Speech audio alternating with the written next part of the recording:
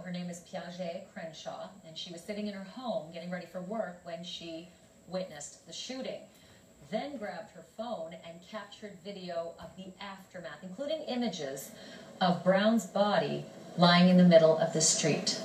God bless his soul. The police shot this boy outside my apartment.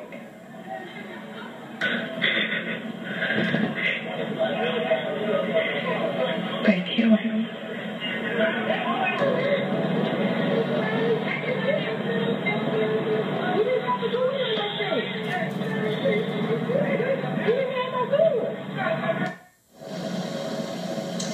Now, CNN reached out to the Ferguson Police Department for comment, but so far we haven't received a response. Ms. Crenshaw spoke with my colleague Micheal Brown on New Day this morning and took her back to that emotional moment and why she felt the need to record what was going on outside. And I just want to draw your attention to the part of the video. You actually see the officer in question, Darren Wilson, standing on the right-hand side. Have a listen.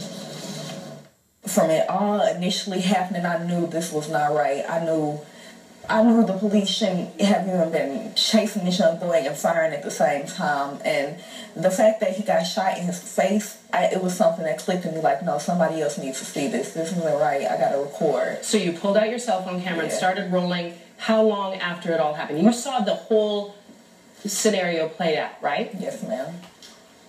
But I waited a good 30 seconds. I had to run in the house, get my phone, hurry up. It's kind of cracked up. I had to put it on the camera and just start recording what I saw. So walk me through that. 30 seconds. So what we're looking at is Officer Darren Wilson to the right. He's just looking over the body, just looking baffled and bewildered of sorts, like trying to explain to the officer, what had I just done? And then we get this picture of him pacing back and forth, just like in disbelief.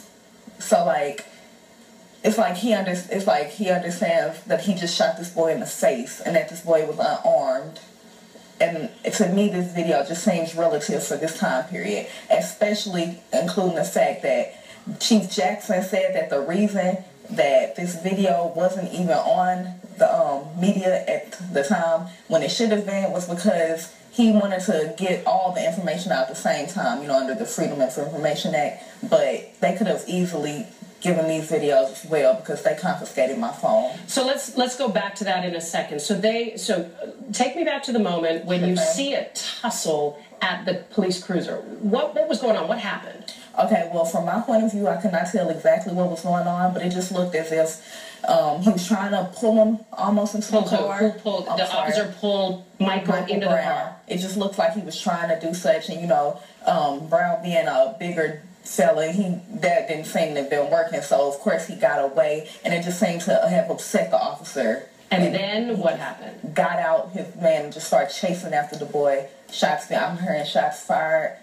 Clearly none of them hit him, but one I think did graze him, as they said in the autopsy report. And at the end, he just turned around after, I'm guessing, he felt the bullet graze his arm. He turned around and then was shot multiple times. And the autopsy is now showing that he was shot from the front, not the back. Exactly. Does that square with what you saw? Definitely, because he was running away. So when he turned towards the cop is when he let off the most shots. So now let's go to the point where I hear your voice. You sound really upset. I haven't even lived there a month. I had just moved there out of my parents' home, and to see something like this outside of my window as I'm trying to go to work, it's traumatizing.